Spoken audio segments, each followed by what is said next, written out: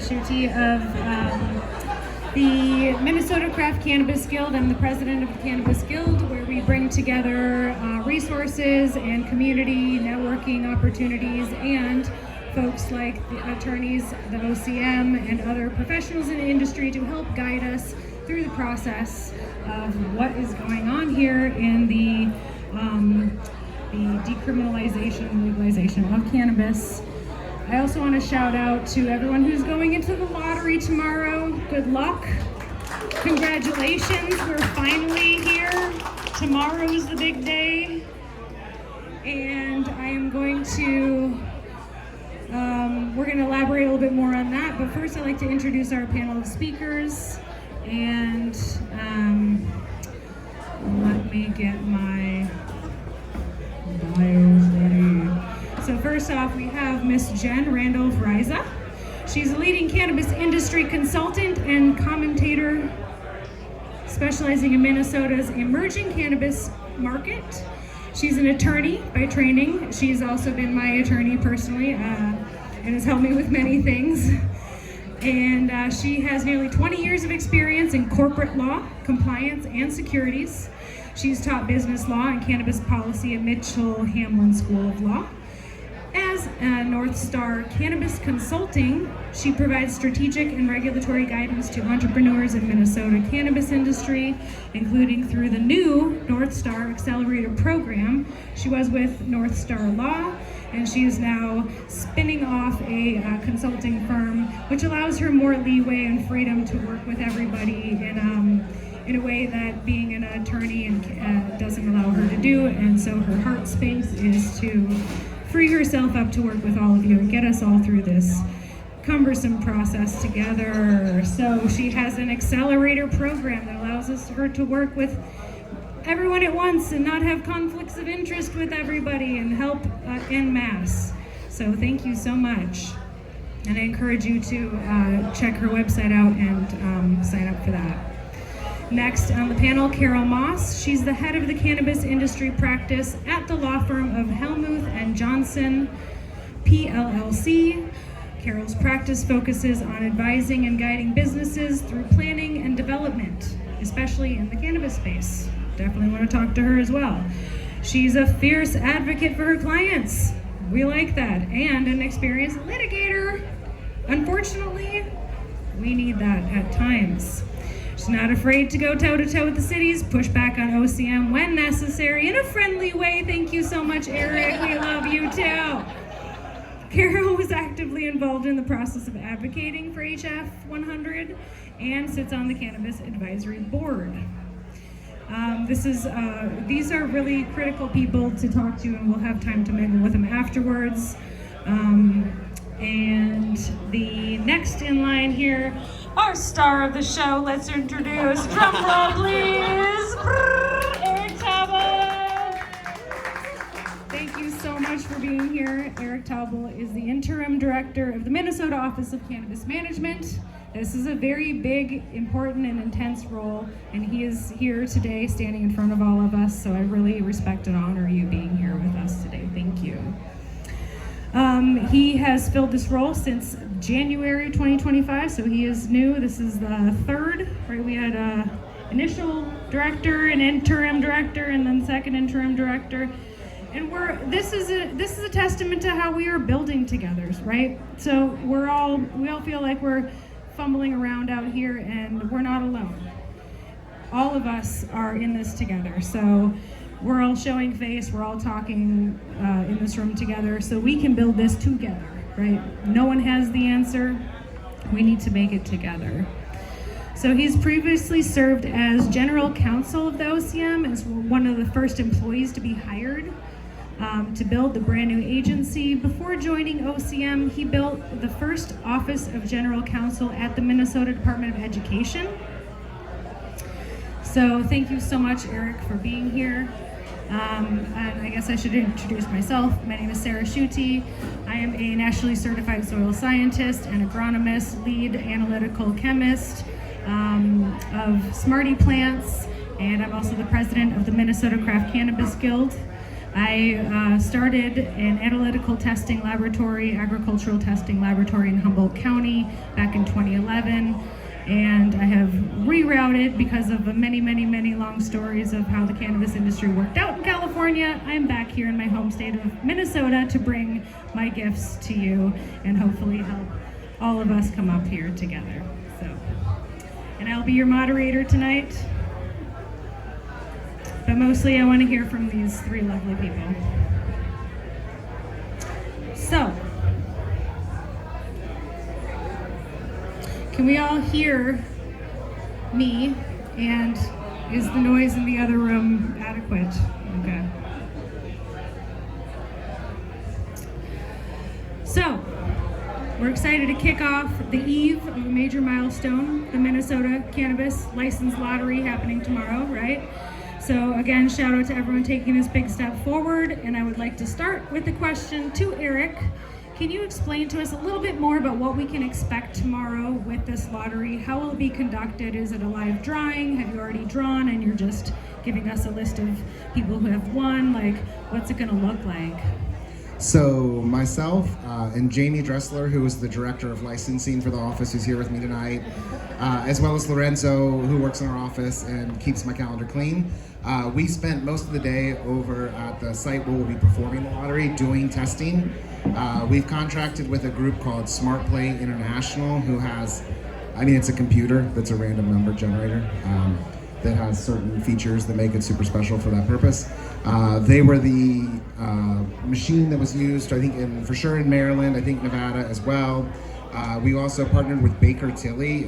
You probably have heard of Baker Tilly, an accounting firm, who, it's very Golden Globes, it's very Oscars. For those of you who are excited for Sunday, it's very the Tony Awards, where the certified accountants ensure that the numbers we pull from the Acela licensing system are the right numbers to pull. They will put them onto these little USB drives that are currently in a locked drawer tonight with all of the entries on it. And then tomorrow at 11 a.m. when we go live, one drawing at a time, they'll introduce into the lottery system. We say they ingest the lottery file, and so the numbers that are eligible go in. I actually thought initially it would be like one at a time, like we would be like, and the first winner is, and you would just like get called out. And it turns out it's way less cool. It is 25 numbers. So for instance, I think it's, we have 25 cultivators or something on the first round for social equity. We'll just say, boom, here are the 25. On the live feed, we'll scroll through the winning numbers. They're in a random order because they're drawn randomly, so you'll just sort of watch them come through. We then download the file onto the specific USB, and then we take that and we pull that file out and we'll upload the numbers directly to the OCM website. The hope is within about 10 minutes of the first draw numbers will be on the website. Some of that's just like timing. We have about 30 people in the room working on that. For sure they'll be up by the end of the second draw around 3 p.m. But you'll be able to go on, see, they'll be in actual order, so you won't have to look random, it'll be in numerical order.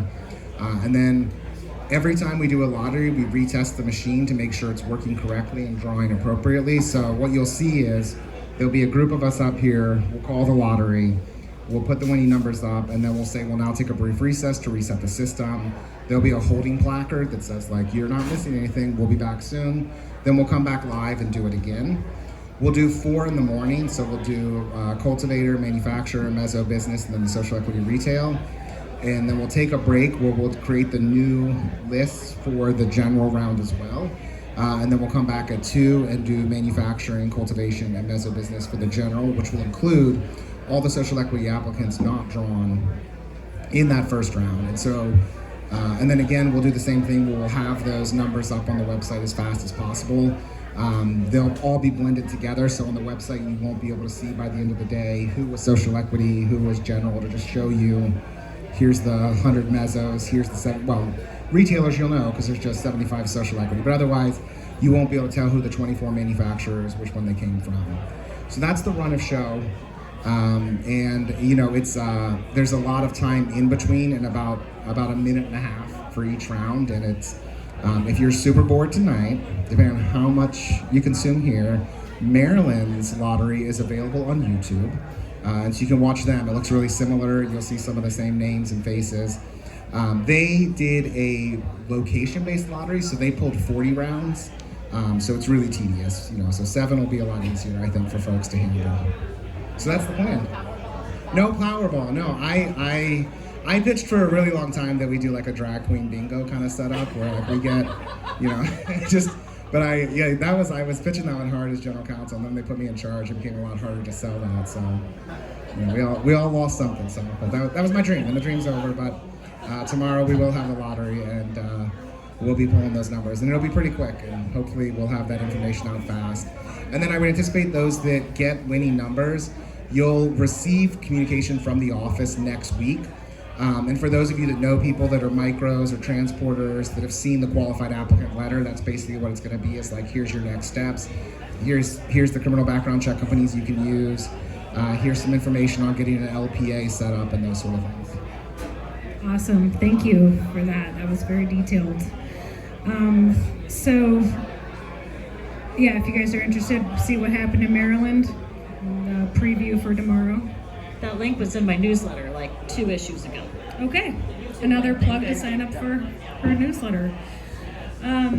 So for the people who have already been pre-approved or who tomorrow will find out that they are pre-approved, can you help tell us a little bit about the next steps? There's the immediate next steps like the background check and the LPA, right? But then also that this is a pre-approval, this is not a license. This is a invitation to the next round to attempt to get your license, right? So can you please detail that a little bit more for everybody? Yeah, so, and this is like the 95% of the motivation to come tonight was to be able to talk to people that are in the situation of being ready to take the next steps and wanting to really be clear about how that looks and how it works on the ground, and sort of transparent too in the ways in which I think we have some challenges ahead of us. And what, from our vantage point in the office, we think are the ways to minimize those challenges and speed bumps. And I think, I was excited to see Carol's going to be here to talk a lot, hopefully, about how to work with your locals, because that's what I'm talking about when I talk about challenges. We have this process where, especially for retailers, where you have to have a retail registration. Normally, the way the law was initially drafted, you would just do that after you got a license. That's easy. A number of locations around the state have decided to put in caps, but that really imperils a business owner who doesn't know if they'll get a registration. It'd be very difficult to spend money building out a facility to get to a license, only to be told you can't register, and now you have a built-out facility to do retail with no ability to sell. So sorry, I'm in your lane now. No, but this is the thing we've identified as the most arduous step from preliminary approval to full license. It's also why the office this session advocated for a small change in the local section that says you can get a retail registration with preliminary approval or a license. And the idea there was really to provide for those jurisdictions that have decided to limit retail registrations a way for applicants to know before they invest in physical locations and build outs that they have a spot in that jurisdiction. So we're communicating to the locals this change and saying you now have a better way to do it. And the other thing we're communicating to locals is transparency, right? Like, we may not all like the choices they make around retail registration caps. They get to make those choices, but if they're transparent with applicants who are coming to them about how they're going to award those registrations, at least you can make informed decisions. So, all of which is to say, from our vantage point, once you clear preliminary approval, what you're waiting on is 2 things. Your final plans of record, and then that local approval, and an asterisk on the local approval that generally that's going to be for zoning, but in jurisdictions that have the responsibility to do the fire code and the building code, those locals also have to give you those approvals as well. And so our advice is, the site registration is how you activate the local and tell the local you're ready. And once you tell the local, they only have 30 days. Or once you tell us you have a local, the local has 30 days to respond. And if you're not clean 100%, they're gonna say no. And then we have to send you a letter that says you're not moving to license because the local said you didn't do X, Y, and Z. And we'll tell you exactly what they said so you can fix it. But then you kind of have to, I brought our little chutes and ladder. But then it is like Candyland, where you have to like drop down the slide and go back, 3 steps and start again. So the advice is really to work with your local, find out what kind of zoning requirements you need to meet, what sort of conditional permits you may need, what variances you may need. Ask them about building and fire code. Ask them as soon as you can, do you do building code inspections? Do you do fire code inspections? If the answer is yes, ask them how that works, how you get scheduled, what the timelines are. And then once you have all of that in place, that's when you pull the trigger on the site registration in the Acela system. That's when we'll reach out and be like, okay, local said you have 30 days. We've reviewed your final plans of record. You look operational. Here's the date of the inspection. Inspection occurs, and then it's green light to go. So that piece is really like the make sure you have every single piece tidied up before you register the site. I think that's the biggest piece. Awesome. Okay, so what I heard is you have to have all these everything has to be in a row before the final inspection, which is what it says, I got my building permit, I've built out my facility, I have everything operational, I have all my SOPs, I've adhered to statute and the rules and everything, and then I get the final OCM sign off, right? So there's all this stuff in between. And I would really love to ask Carol and Eric, you guys can both take this question. All that stuff in between, local city ordinances and getting your building permits, and like there's all these steps. So a lot of us need a little bit more of a flow chart because there's a lot of complexity. I did get a question from the audience, one of the audience members, inquiring about contradictions or conflicts between statute and rules and local ordinances, and who is navigating all of this. We've got a lot of different agencies and a lot of different requirements, and it's not just the OCM, right? We've got the OCM, we have the city, we've got the county, we've got the state, we've got, right? So how does that all hang together? Are there conflicts, and how is the OCM prepared to navigate those conflicts and help smooth the way for people? / Carol, how are you prepared to do that for us? If I may take a step back and kind of add on to some of the things that Eric said, because I know we're all talking and looking for sites. I just want to take a step back and talk about the things to keep in mind while you're looking for a site location. Because I'll be very frank, stars need to align for you to find a good location. It's just, that's the way it is. And so what you need to do is, one, find a location that will make your business money. You need to have a landlord that will rent to cannabis industry. You need to have a building that doesn't have an SBA loan on it, or a lender that doesn't have a mortgage on it that won't allow you to. That location has to be zoned properly. That location has to have enough water and electricity access for cultivation. So that's all that we're talking about, in just finding the location. And then when we go to the next step and working with the local governments, that's a whole nother rigmarole that people need to work with, especially the difficulties with the retail. And I'll be frank, there's a lot of confusion out there with city employees. For example, I was dealing with Duluth all week. They have 7 registrations for retail. They have a list of things that you need in order to be one of those 7. One of them listed is a zoning certification. City clerk tells us, no, you just need some kind of prima facie showing that the building is zoned properly, then you get that spot. Now we're being told, no, you have to get the zoning certification from OCM. But that zoning certification process doesn't come in until after you have your site location. So here we are, like the snake is eating its own tail, and it's been extremely frustrating and trying to advise people on it. So I just remind people that all of these factors come into play, and if you find a location that you like, the next step that you make, the next visit, is to City Hall. You go and be friends with the city planner, you go and be friends with the city manager, the city clerk, you kiss their butts and bring them donuts. I don't care, just do it. Because they are going to make or break your business. Especially, like, to be frank, the micros are in a very good position right now. They are snatching up the best cities, the best locations before the mezzos even get picked. So, I mean, I hope that micros, have been taking advantage of that because that has just been hot right now. So those are some of the things that we talk about, just to add on to some other things that I can answer later regarding leases and dealing with landlords.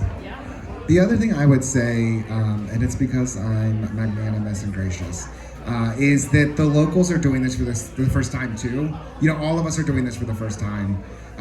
And so especially if you're in a smaller location, you may be also the first time they're doing this thing for the first time. And so I think Carol's right. Go in graciously, go in solicitously, be an ally and a friend, be someone who provides them information that says, hey, I noticed you guys are doing this, but one of the things you could do is read the local government guide, which is OCM's directions to locals, because not all of them have read it, and so there may be things they say to you, and you can go, oh, hey, I actually read in this local government guide that the model ordinance recommends that you zone generally, not a cannabis specific zone. So I think that's the one thing I would say is to know that everyone's doing it for the first time, and so hopefully, not always true, but hopefully everyone's operating from a place of good intent and wanting to do the right things and be helpful, but they also may be at an information deficit, and you, as someone who's deeply invested in this process, have a chance to be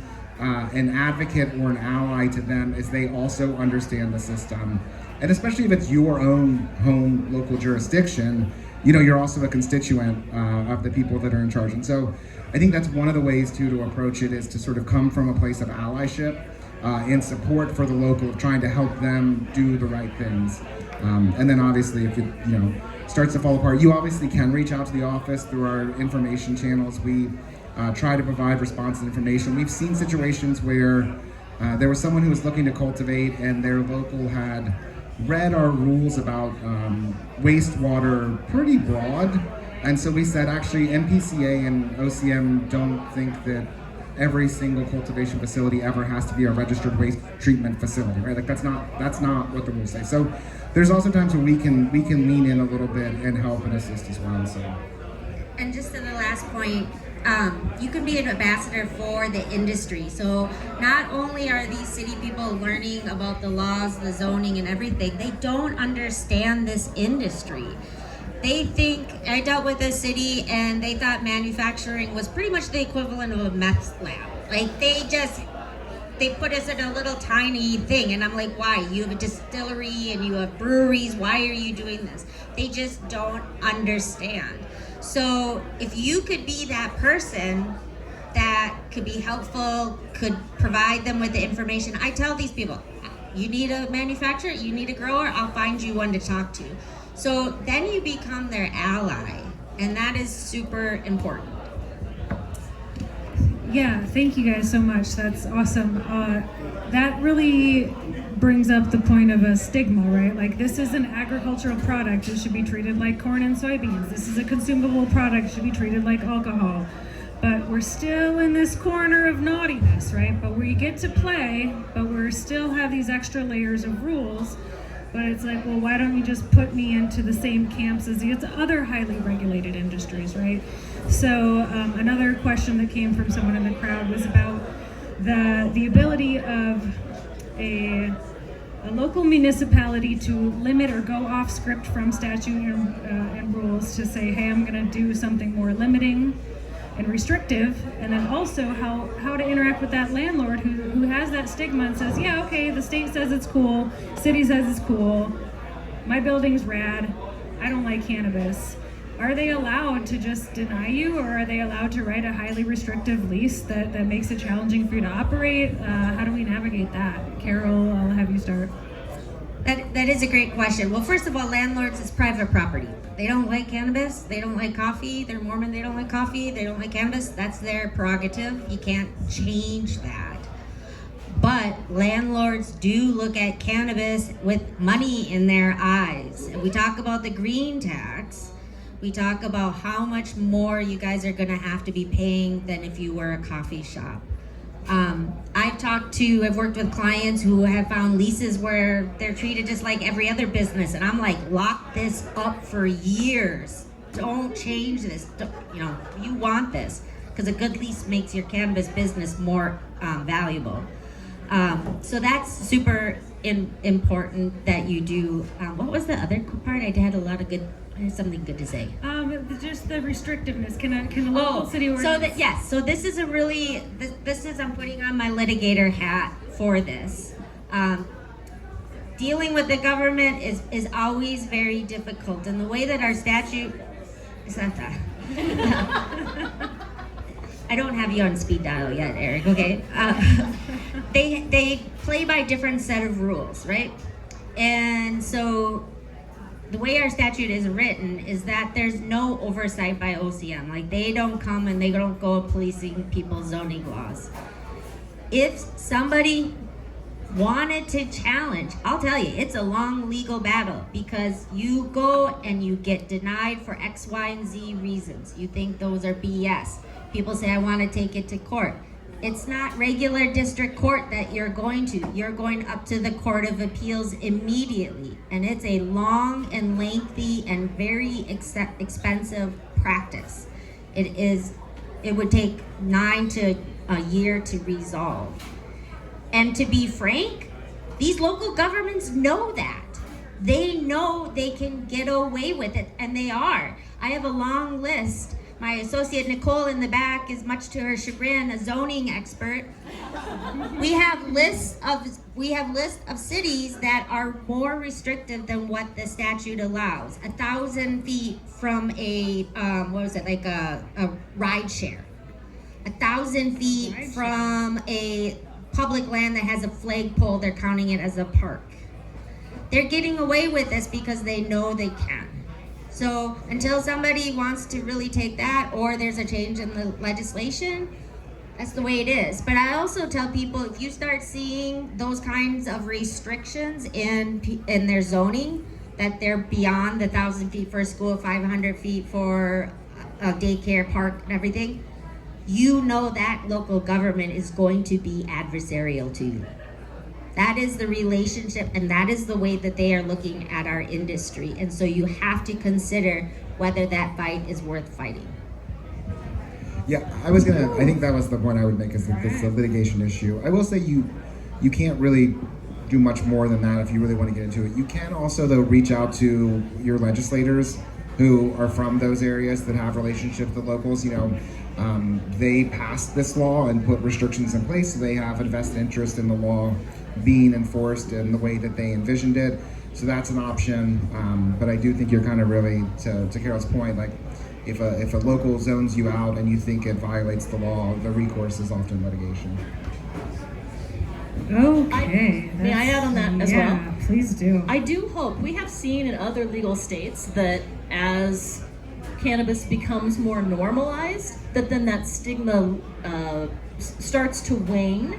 And so my hope is possibly there are cities who are regretting the loss of tax revenue, or will do so in 6 to 12 months. I can't remember what city it was now, but there was a city that adopted an incredibly restrictive set of ordinances and a retail cap, and then got lobbied aggressively by industry people and local people, and they lifted the cap. So the other thing too is you do have some direct democracy that you can take to them and sort of say like make the case. And I think I'm reticent to bring it up, but local sales tax applies, and so that's money that drives into their coffers if they have retail locations in their cities. Okay, so just to sum that up, what I think I heard all of you say is that there might be contradictions. There's a lot of room for interpretation. The OCM and any agency is never going to list out every single thing. It's too restrictive and cumbersome and doesn't allow you to operate. And there's a lot of different ways to achieve a goal, right? So they're saying meet the goal and don't break the law meeting the goal. Do whatever you want in between. So there's a lot of leeway for you to do so. However, there's going to be a lot of conflict between, what we were just talking about, like, is the OCM going to come and enforce the differences between the zoning laws and the landlord? Are you going to get involved in landlord disputes? Is that for the attorney? Do you really want to lawyer up? These are all, questions we have to ask ourselves as we live here in America and we get to legalize cannabis in the state. We get to, and we have to face all these challenges and hopefully reap the rewards. I would like to transition that into Eric. How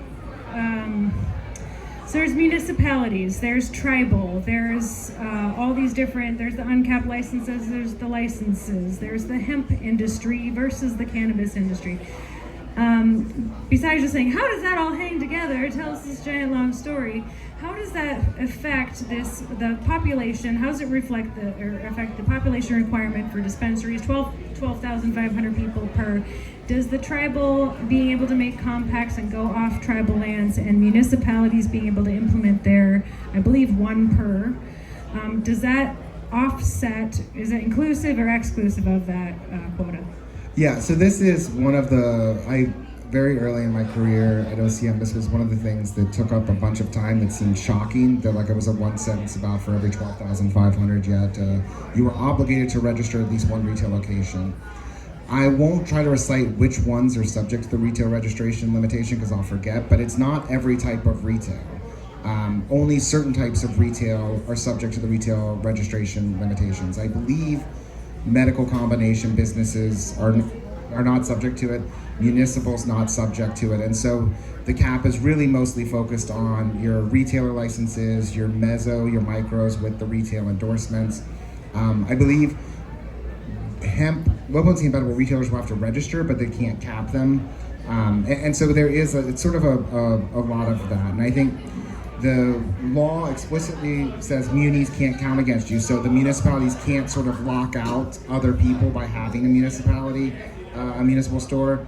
The rules allow for local jurisdictions to make a choice about how they'll treat both stores that are tribal enterprises off reservation subject to compact, or tribal licensees. If a tribal nation on reservation has established its own cannabis micro business or micro economy and licensing system, counties may be able to count those. This is sort of particularly helpful for counties like I forget what it was, I think it's Mahomet County, that's like completely within a reservation, and so they were in this bizarre place of we can't issue any licenses for retail in Indian country, but they would still have to like have a cap. It was very strange. So generally speaking, the municipals don't count. Your straight ahead adult use licenses with retail ability are the ones that are really subject to it. And then there's flexibility in the rules for locals on whether or not they will choose to include tribal stores in their count. And again, this is one of those things where it's a jurisdiction by jurisdiction decision. We've seen some jurisdictions propose to adopt them, and then people show up and say why it's a bad idea, and they walk away from them. Other jurisdictions, I think Rochester, Olmsted County is moving forward at this point with a retail registration cap.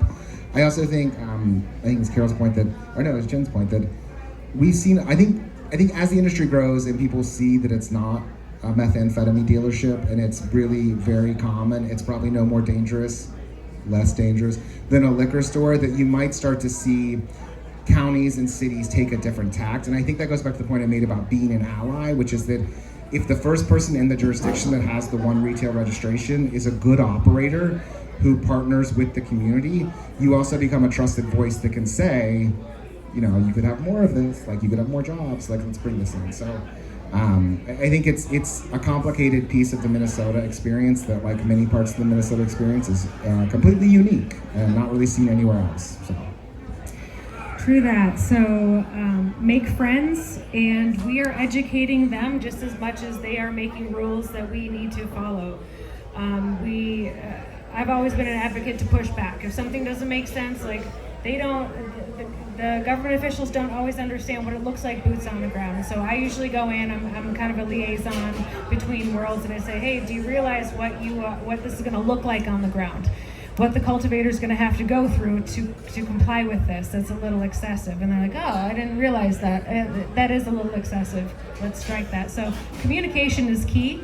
They will listen to you, but it's about having that relationship. If we have adversarial relationships, then that's how it's gonna go. But this is all us learning and growing together. A lot of us in this room have a lot more experience than the OCM and than a lot of these regulators, and they understand that and hopefully embrace that we are a voice for this community, and I hope that I'm going to assume that that's what the OCM is desiring as well, is to have a positive relationship. They want to learn from us and help write rules to make functioning businesses that are tax-paying legal businesses, just like any other business that pay taxes to the states, the cities, the local municipalities. But educate them back, I guess, is the point about that. Educate them back. And we build the laws together. There we are not just complying with what is done to us, right? And we have a very rare opportunity. This is something that has not been done in any of our lifetimes, right? Cannabis has been in prohibition longer than any of us have been alive. So we are all building this together, and this is a great opportunity to do that. So very rarely will this ever happen in anyone's lifetime.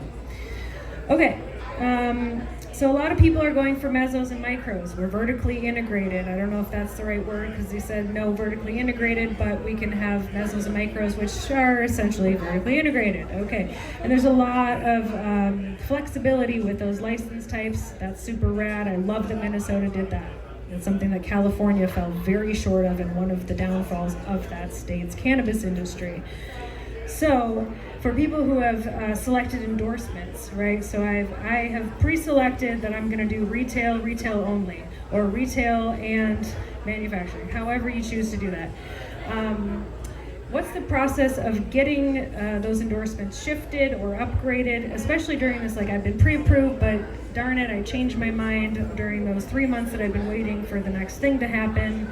And then there's gonna be more time that's gonna pass, and I will then want to update that. So I know that there's like an update, submit to the OCM process, but like, I've already selected during my pre-approval process, I want these endorsements, but then now I want different ones for the final. How does that work? Yeah, so this is one of the reasons they don't let me travel alone. And so like, I'm gonna like talk and like sort of look at Jamie and wait for him to like give me the no. You've done it, you've gone too far. But the way we've thought about this is that certainly if you applied in 2024 and had an idea of what your business is going to look like, recognize that might not be the business you're planning for today. And so what really sets the course for what your initial set of activities are going to be is that final plan of record that you submit when you become a preliminary approved applicant. So, you know, whatever you've got in there, we're reviewing to make sure it was correct, it met the minimum standards, you get moved into qualified applicant, you pass the background check. You're a micro, you don't need an LPA, you know, you're a meso, you got an LPA. You get to preliminary approval, you're finding your site, and you decide, I'm actually not gonna do retail, I'm just gonna cultivate because I have a great facility. Retail looks like it's gonna be tough for a while for the reasons we've talked about. You would just submit that final plan of record that has the cultivation activity as what you're doing, and we would review that, and then we would go out and do the site inspection for the cultivation facility, thing like that. Recognizing too that the value in those vertically integrated licenses is that you may say, I want to start cultivating, and I know in 2 or 3 years I'm gonna wanna do retail. In 2 or 3 years, you go into a cell and basically do a new site registration, and that new site registration would be for the retail, and that's what would trigger the sort of review that we would go through and be like, okay, we need final plans of record for your retail. Do you have your tax and accounting SOPs? Do you have your product storage SOPs? Do you have you know, your worker training SOPs and those sort of things?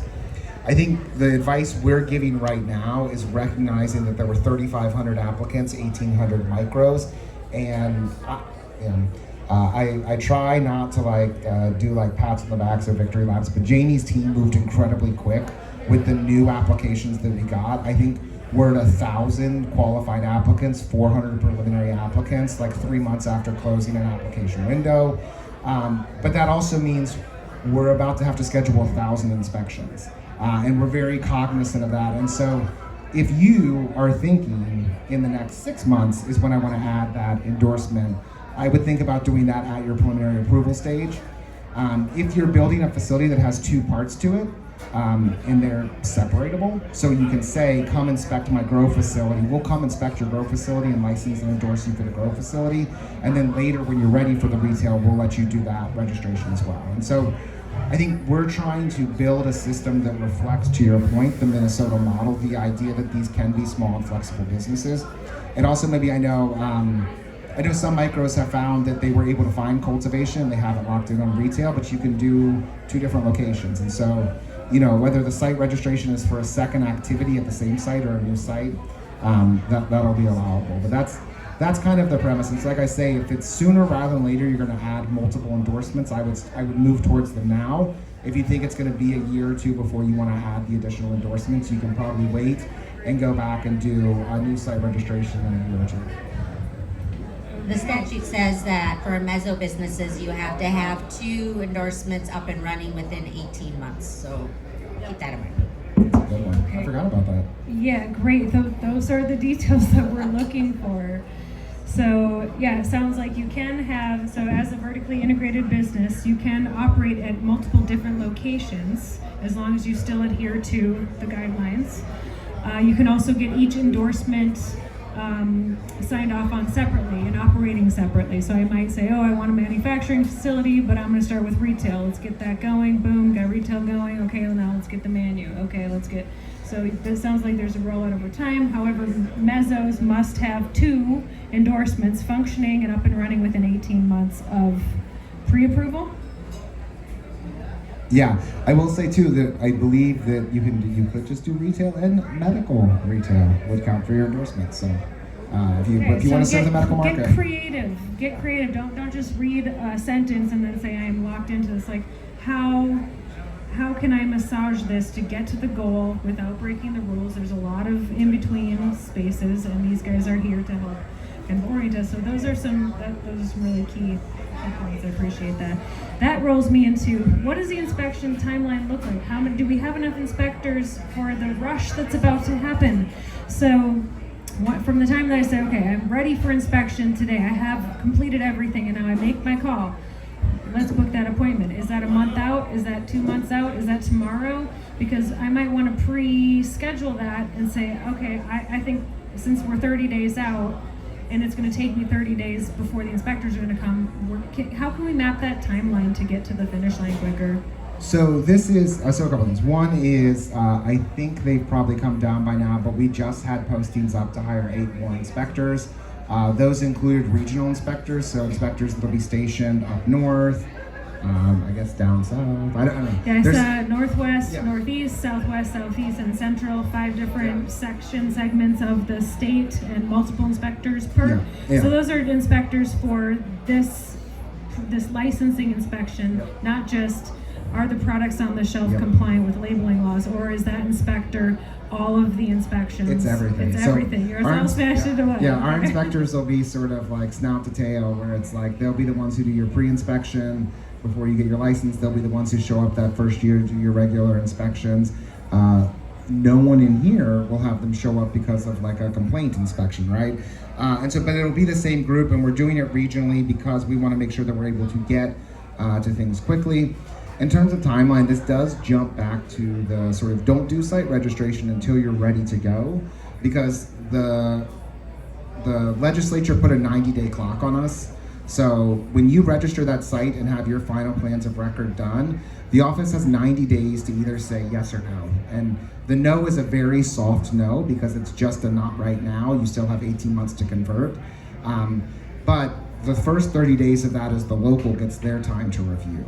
So during that first 30 days, the locals got your application. They're telling us yes or no on your zoning and potentially building and fire codes. We're looking at your final plans of record, and you'll probably hear from one of our inspectors who will say, hey, we reviewed your final plans of record. You said you're going to have a POS system that'll track inventory. That's not ready. That's not ready because you have to have one. What is it? What's it called? What's the POS system? And so that's that first level review of your final plans of record. Is it actually final, or are you still saying, I'm gonna do this? They're like, I'm gonna do time is over. Now it's like, what is the name of the software that you are using to integrate into Metric and ensure that you're in compliance?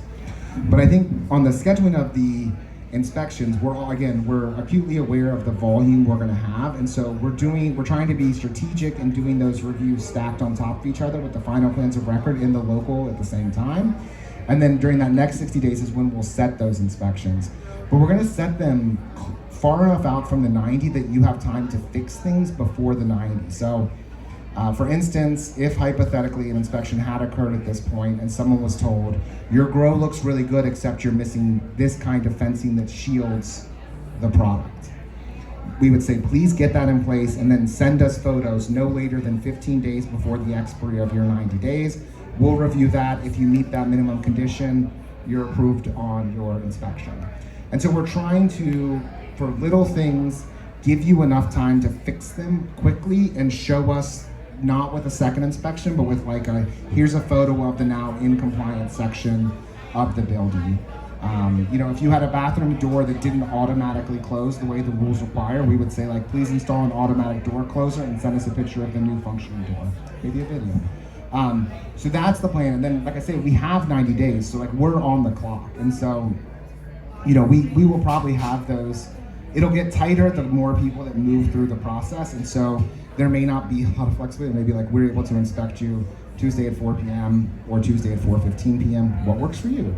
But I would just, be ready at that time for that inspection. And like I say, we'll send you, if it's small stuff, the corrective action and how you get into compliance. If it's big stuff, you may get a note in your discussion that says, you're not ready. We're gonna deny you at this time for final authorization. But when you fix these things, let us know and we're gonna come back out and look again. Can I ask Eric a follow-up question? Sure, go ahead. On inspections, I got a really good question from a client, which is, do you expect folks to have inventory on the shelves at the time of final inspection? So intuitively, my answer is like, yes, of course. But the answer is no, because you can't buy inventory because you don't have a license. Hey, Yeah. So it's Also money, right? Yeah. So it is the like closed loop system that no one can buy the products until you have the license. This is a pre-license inspection. And so what we're really looking for is, do you have a place where the product will go? Is your storage 6 inches off the floor? Is the like restricted area clearly labeled? Do your cameras point at the door? Those sort of things. So it's everything but the product. Nice. Can I just add on to that? I mean, just talking about the regulations of these different endorsements, for a lot of people, I tell them, don't bite off more than you can chew. Take your time and do one endorsement if that's all you can do and afford. But Jen, in your advising business, how do you advise clients in that area when they talk about the different endorsements? Ooh, thanks, Carol. Good one. Wow. I finally got the mic and I don't know what to say.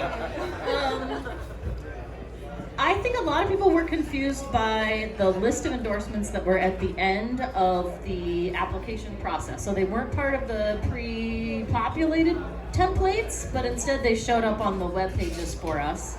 And so I'm actually excited to hear from OCM about sort of what those are and how we might tease that back out and how we move forward. But we can do that now or offline. Acela is the system we have as Acela is the system we have as an application system, and we tried to gather as much information as we could at the front end, at the start of the application process. But realistically, like I said, the focus we have for like what you're actually going to do really is what you indicate in those final plans of record. Some of it was like trying to use somewhat of an off-the-shelf system and integrate it into the sort of complexities of the Minnesota approach. Not a lot of other states have this sort of like endorsement, like, they either just have licenses where you can do everything, or they have very strict licenses. And so I think it's a relic of some of the original bill that didn't necessarily line up or fit with some of the subsequent changes. Well, and I just so appreciate that OCM is so willing to be transparent and also such a heart for this industry, right? I don't know if you guys appreciate, I have worked with the SEC and other much more confrontational regulators in my career as an attorney. Like, this is a big deal that OCM is writing guides for us and listening to us and trying to work with us. And so thank you for being here.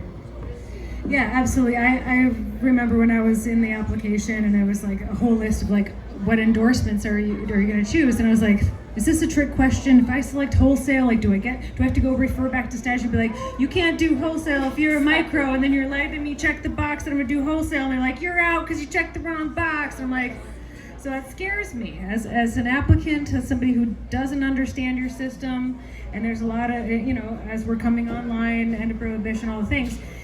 Is there leeway for like, oops, I checked the wrong box, I didn't understand, versus the malicious behavior that is also out there, right?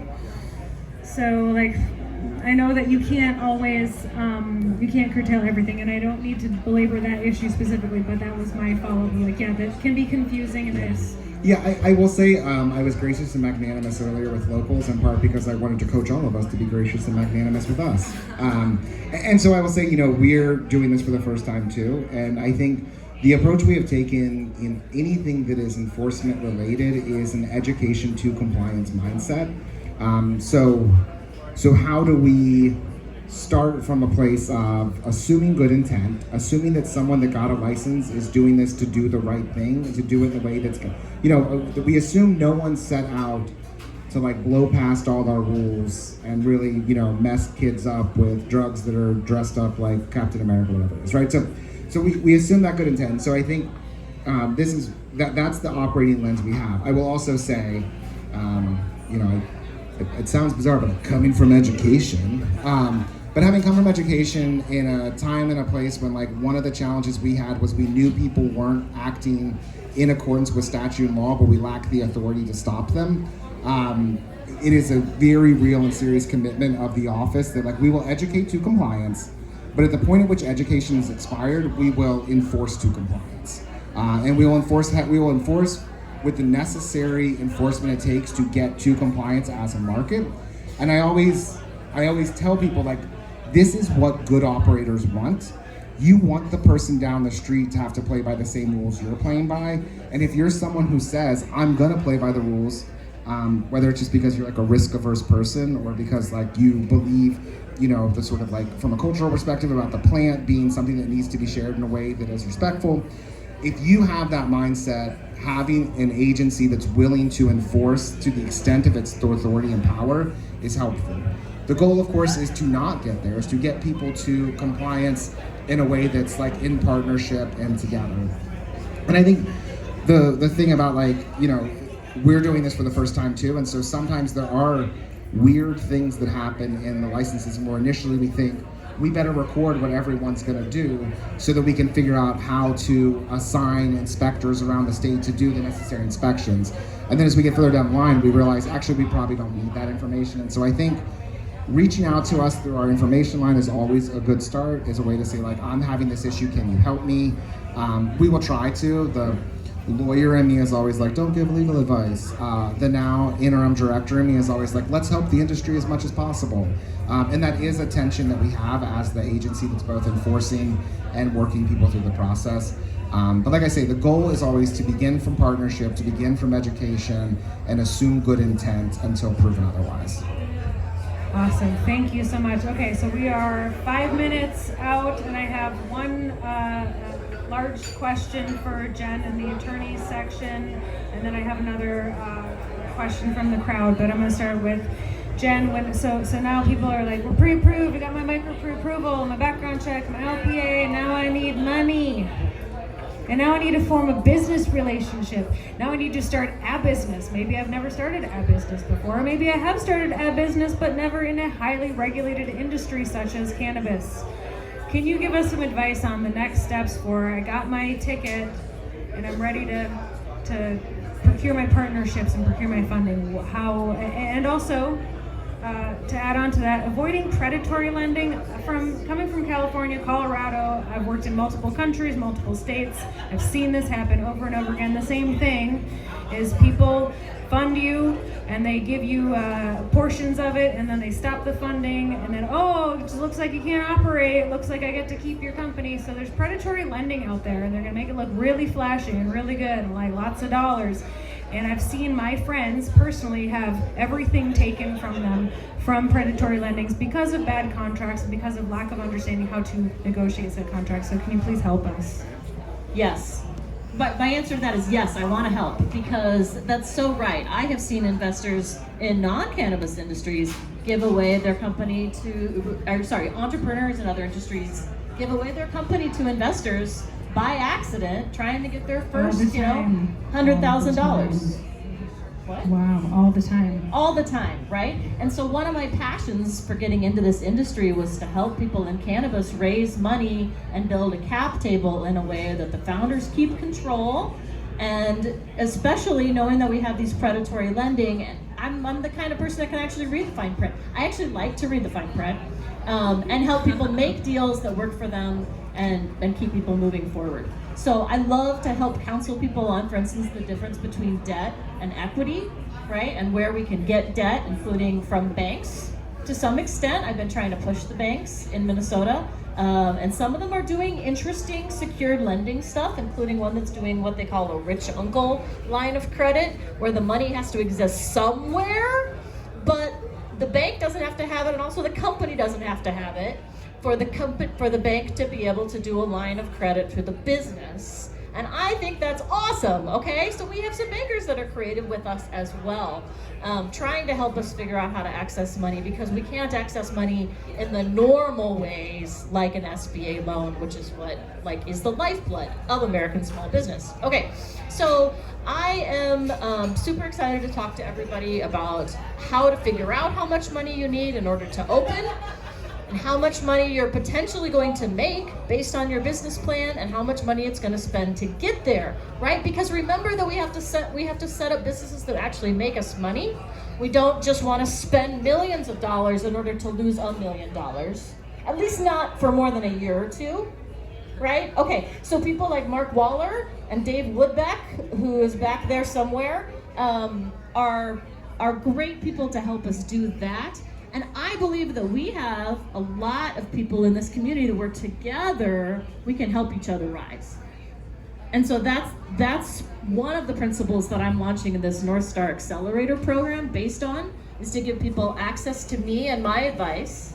But I'm just one little piece of the puzzle, right? And so I want to make sure to be able to make quality referrals to people that you can trust, that aren't going to be predatory lenders, and also so that we can help each other raise each other up, because those key partnerships, who has flower first, who has a store first, let's find each other, right?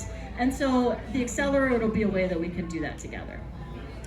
Awesome, thank you so much. And then also the Minnesota Craft Cannabis Guild, I'm the president of the guild, and then Jesselyn, who's here somewhere, who's actually doing, she's the behind the scenes making all the magic happen. I'm up here getting all the glory, but she is the one that made all this happen. And we are also resources. We're bringing folks like the OCM. We're going to do monthly OCM representatives. We're going to do one on inspections and enforcement and what that looks like for you. We're going to do one on testing standards and testing requirements, sampling requirements, full panel versus R&D, blah, blah, blah, all the things. So one representative per, so we can kind of try to deep dive in 1 hour in each subject matter. So get with us, the Minnesota Craft Cannabis Guild, sign up for our mailing list, and we'll let you know when all these things are happening. Earl Giles is always a great resource. And all of these folks sign up for all of their mailing lists and the accelerator program, and we're running out of time, so I'm getting a little crunched for my words. But I am so excited to be able to bring all of this to all of us, and for all of you to bring it to us as well. We are the Minnesota Craft Cannabis. We are Minnesota Cannabis. So it's not just me, the president, or Jen as the attorney, or Eric as the representative of OCM. We are building this together, so let's keep that mindset, right? So let's talk, let's be together, let's get with each other. There was one other question from the crowd, but I wanted to see if any of you had any more final statements to say. Also, are you guys going to be around? Okay, so any other questions we didn't get to? I know it was really short and really packed, but you can talk to these folks directly. Somebody asked about vending machines, and I just can't do it. The statute says you can't do it. If you want to do it, you gotta start calling your legislators. No age-verified vending machines thus far in the near future. One thing I want to say that is sort of it's incredibly relevant and not necessarily on point for anything, which is that one of the reasons I came to OCM was because of House File 100's commitment to social equity and using the law as a tool for repair rather than just harm cessation, right? Like, it's great we decriminalized, it's nice we expunge, but yeah. I didn't do it. I just took the job.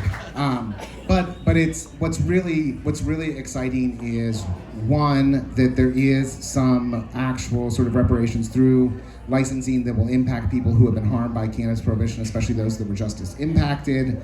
More importantly, we have millions of dollars in the coming years to reinvest in the communities that were harmed by prohibition. And so I would encourage people to pay attention to OCM and our Can Renew grants over the next couple years as we are investing in communities and trying to undo harm through direct investment. And the other thing I just want to note, because it is Pride Month, is the roots of prohibition stretch back to sort of anti-Mexican immigration scares. The harms were visited upon Black and brown communities, and some of the earliest movements to get to legalization were led by gay people, and particularly those that were dying of AIDS in California, and that saw medical cannabis as a way to stop people from wasting away. There's a character called Brownie Mary, who is from, she was born in Chicago. Mary Jane. Yeah. She was born in Chicago, but from Minneapolis, who spent her time and became famous in San Francisco for bringing pot brownies to AIDS patients. And since we're in Pride, since we're on the eve of the lottery, I just want to say that there are a number of communities whose story cuts through both prohibition and the end of prohibition, and it's an exciting time for us to weave those all together as we build a Minnesota market. Yes. That's what we're all here for. Okay, so thank you all so much, and thanks again to Jen, Carol, and Eric, and Sarah for doing all the work, and my niece Aaliyah over here rocking the video, and Marisa who rocked the sound systems we can all hear as well as we can possibly hear, Jesselyn for being a powerhouse pulling it all together, and all of you for showing up for this. Keep coming back and mingle amongst all the folks. Love you.